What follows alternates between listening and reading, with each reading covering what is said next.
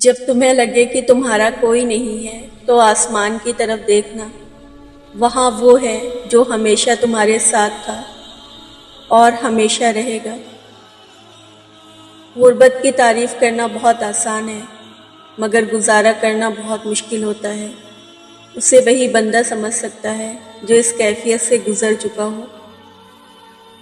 ایسے لوگوں کو کبھی اپنی ترجیحات میں شامل نہ کریں جو آپ کو تب میسر ہوں جب انہیں کوئی میسر نہ ہو۔ کچھ لوگوں کو ہماری ضرورت نہیں ہوتی، وہ صرف یہ دیکھتے ہیں کہ ہم ان کے لیے کس حد تک مفید ثابت ہوتے ہیں۔ دل سے بڑی کوئی قبر نہیں جہاں ہر روز ایک نیا احساس دفن ہوتا ہے۔ اپنا بوجھ ہلکا کرو تاکہ آپ اڑ سکیں۔ قربانی کا اگر مطلب کسی کو معلوم نہیں تو اپنی خواہشوں کی قبر پر پھول چڑھانا کوئی عورت سے سیکھے۔ بہترین فیصلے چاہتے ہو تو سب کچھ اللہ پر چھوڑ دو۔ سیدھے راستے اور سیدھے لوگ اکثر لوگوں کو پسند نہیں آتے۔ اللہ سے گفتگو کی عادت ہو جائے تو سجدے کیے بغیر سکون نہیں ملتا۔ میں تیری رحمت سے مایوس نہیں ہوں، یا اللہ بس مجھے ہر آزمائش میں کامیابی عطا فرما۔ مایوس تو وہ ہوتے ہیں جن کے پاس کچھ نہیں ہوتا۔ تمہارے پاس تو بادشاہوں کا بادشاہ ہے، وہ جو بہترین مددگار ہے۔ پلکوں کی حد کو توڑ کر دامن پہ آ گرا، ایک اشک میرے صبر کی توہین کر گیا۔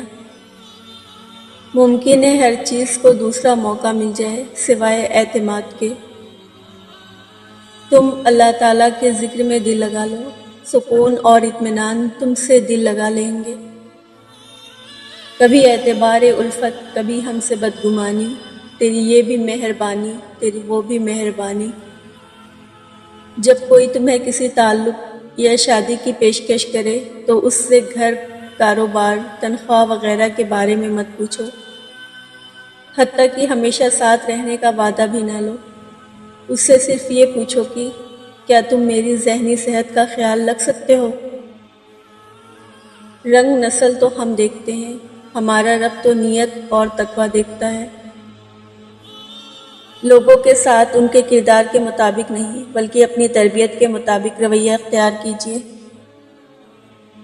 جب تم کسی کو اکیلا دیکھو تو سمجھ جاؤ کہ وہ سچا انسان ہے، کیونکہ بھیڑ ہمیشہ منافق کے ساتھ ہوتی ہے۔ اللہ پاک حالات بدل دیتا ہے، کوئی بھی آزمائش ہمیشہ نہیں رہتی۔ تمہیں اس فانی دنیا میں ہر اس چیز سے بچھڑنا ہے جس سے تم محبت کرتے ہو۔